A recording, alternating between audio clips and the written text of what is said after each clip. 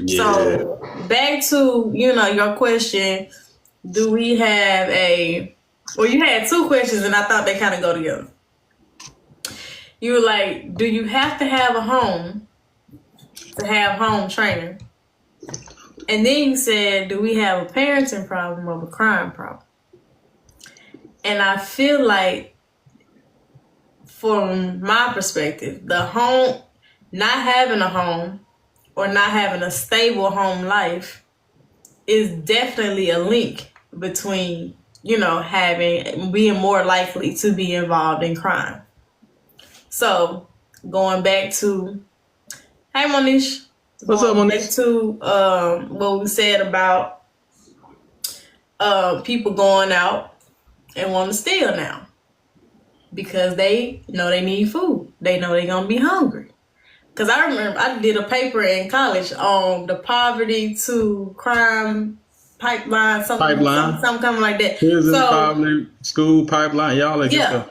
So if you ain't got access to resources, you gonna go get them by any means. Or even some of the stuff don't even be a survival type crime. Some of it just be not being able to manage your emotions because you didn't have that shown in your household, or you know, all these different things. Or maybe you had trauma going on, so this is how you respond to things. So, you might be more angry, you might be more prone to violence, things like that, because of the home training. So I think there's definitely a link between having a stable home environment to being able to function and, deal with life and society and be able to not cause problems for everybody else because you can't deal with the problems going on with you. So now, RT Sosa, when I was down there for homecoming, he was washing my car and stuff like that.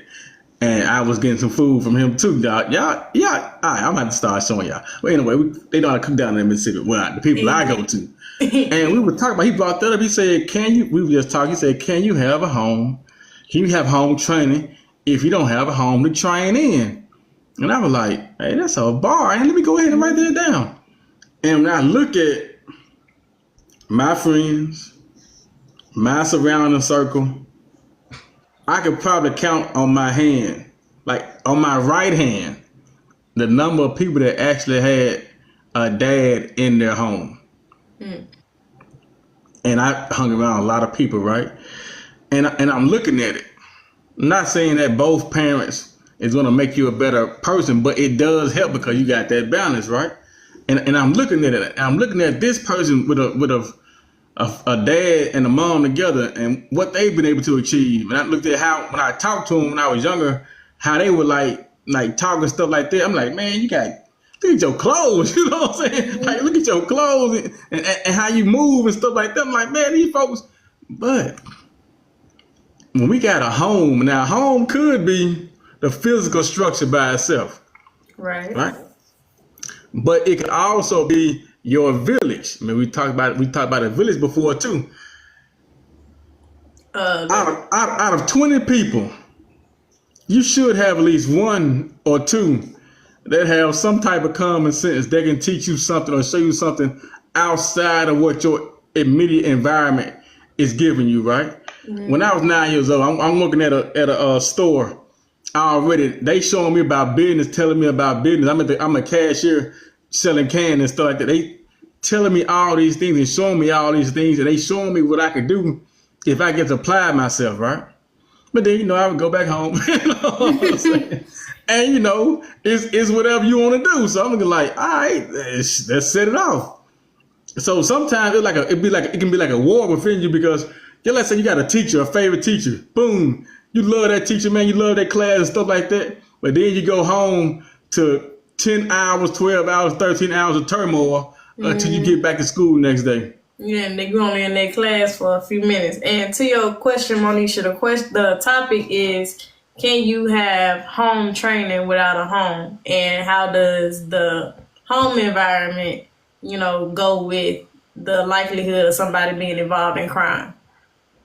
And there are a lot of studies out here. They do study, they love doing studies like, if you can't read by the third grade, we're going to start building this prison for you, stuff like that. Mm-hmm.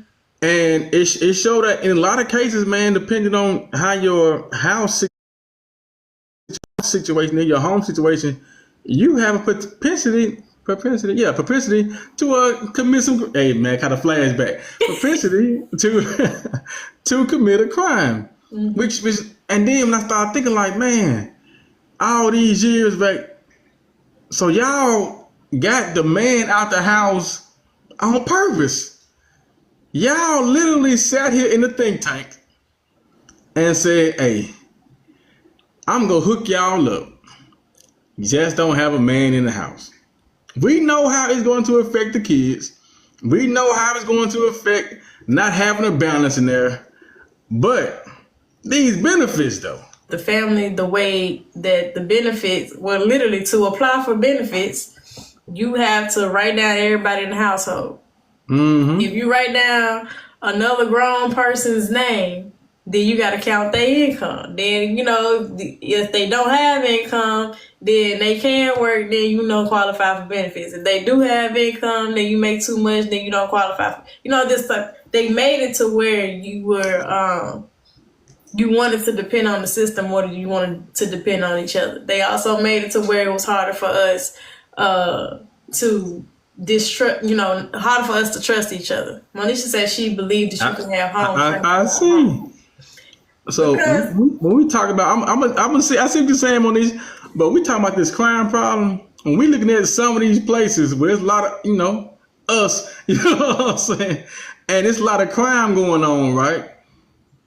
When you look in these homes, a lot of these homes are what they would call a broken home, right? Mm-hmm. And a lot of these homes have highly emotional instability or stability or things like that going on in those homes. And the people in those houses or homes may or may not know how to handle conflict without putting their emotions or seeing things with their emotions and feelings first, instead of seeing something for what it is, because we know that emotions and feelings will skew what reality really is, right? And so now sometimes, because you don't have that balance in, one of the main reasons is poverty. You can't truly talk about crime without talking about poverty. All right, here we go, Monisha. I got you. We just brought that up, yeah. I got you. Back in the day, let's just say in the 50s and 60s, when there was extreme poverty in the South, there wasn't a lot of crime being committed in the South by us. We had families and we stuck together. And everybody in the neighborhood was helping each other